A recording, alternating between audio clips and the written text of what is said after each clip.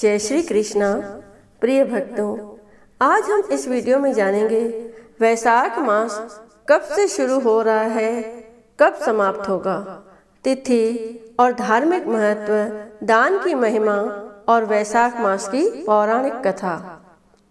Hindu calendar में हर महीने का अपना एक अलग महत्व होता है, लेकिन जब बात वैशाख महीने की आती है तो इसे सबसे पवित्र और शुभ महीनों में से एक माना जाता है। वैशाख का महीना जगत के पालनहार भगवान विष्णु को समर्पित है। इस माह में पवित्र नदी में स्नान और दान करने का विशेष महत्व है।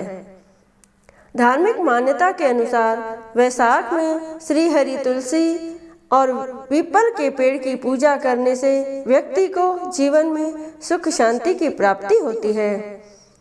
साथ ही सभी पापों से छुटकारा मिलता है। इस माह में भगवान विष्णु और माँ लक्ष्मी के साथ साथ भगवान श्री कृष्ण की पूजा भी की जाती है। वैशाख महीने में श्री कृष्ण की पूजा का विशेष महत्व है। यह भगवान विष्णु का प्रिय महीना भी कहा जाता है। मान्यता है कि इस महीने में स्नान दान करने से पुण्य मिलता है। ऐसी मान्यता है कि इस पूरे महीने में पूजा अर्चना करने से जीवन सुखमय बना रहता है। इसके अलावा इस माह में स्नान दान करने का भी विशेष महत्व है। मान्यता है कि इस दौरान पवित्र नदियों में स्नान करने से जातक के समस्त पाप समाप्त हो जाते हैं। वैशाख महीने को माधव मास भी कहा जाता है। धार्मिक मान्यताओं के अनुसार इस महीने में भगवान विष्णु के कई अवतार जैसे नर नारायण, नरसिंह, परशुराम और हयग्रीव का धरती पर आगमन हुआ था। इसके अलावा धार्मिक मान्यताओं के अनुसार माता सीता का जन्म भी वैशाख महीने के शुक्ल पक्ष की नवमी तिथि को हुआ था, जिसे सीता नवमी या जानकी नवमी के नाम से भी जाना जाता है।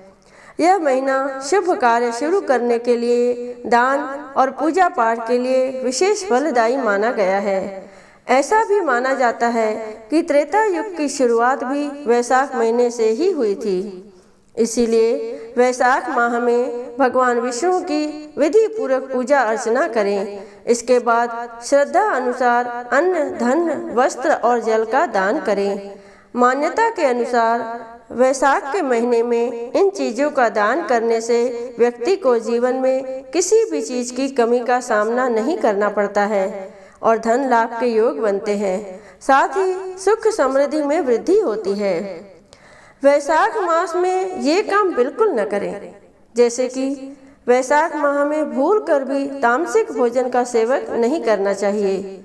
किसी के बारे में गलत न सोचें और न किसी से वाद विवाद करें। पूजा के दौरान काले रंग के कपड़े न पहनें। घर में गंदगी न करें, क्योंकि देवी देवताओं का वास साफ सफाई वाली जगह पर ही होता है। और पूजा करते समय इस मंत्र का जप अवश्य करें। शांताकारं भुजगशयनं पद्मनाभं सुरेशं विश्वधारं गगनसदृशं मेघवर्णं शुभांगं लक्ष्मीकान्तं कमलनयनं योगभिर्ध्यानगम्यं वन्दे विष्णुं भवभयहरं सर्वलोकैकनाथम्। आइए अब जानते हैं साल 2025 में वैशाख का महीना कब से शुरू हो रहा है और इसका महत्व क्या है। हिंदू पंचांग के अनुसार वैशाख का महीना चैत्र महीने के बाद आता है। इस साल वैशाख मास 13 अप्रैल 2025 से शुरू हो रहा है और इसका समापन 12 मई 2025 को होगा। इसीलिए 13 अप्रैल से मेरे चैनल पर रोज वैशाख महात्म्य की कथाएं सुनाई जाएंगी। ये कथाएं वैशाख महात्म्य की कथा बुक से सुनाई जाएंगी, न कि गूगल से। इसीलिए आप सभी से अनुरोध है कि वैशाख कथा के प्रथम अध्याय से अंतिम अध्याय और सभी व्रत कथाएं सुनने के लिए मेरे चैनल से जुड़े रहें। अगर आपने मेरे चैनल को सब्सक्राइब नहीं किया है तो कर लीजिए, ताकि मेरी सुनाई हुई कथाओं को आप समय पर सुन सकें। और वीडियो पसंद आए तो एक लाइक अवश्य कर देना और कमेंट बॉक्स में ओम नमो भगवते वासुदेवाय या जय श्री कृष्ण अवश्य लिखना। एक दंपति था, लकड़ियां बेचकर अपना जीवन यापन करते थे। उनकी धर्म कर्म में बहुत रुचि थी। वैशाख का महीना आया तो उसकी पत्नी वैशाख स्नान करने लगी। पति प्रतिदिन लकड़ी का कटहर बनाकर बेचने जाता तो उसकी पत्नी एक लकड़ी निकाल लेती। प्रातःकाल वैशाख स्नान कर आंवला पीपल सींचकर विधि विधान से भगवान जनार्दन का पूजन करते करते महीना हो गया। पत्नी स्नान ध्यान से निवृत्त हो बचाई हुई लकड़ियों का कटहर बनाकर बेचने गई। भगवान जनार्दन की कृपा व उसकी सच्ची निष्ठा से लकड़ियां चंदन की बन गई।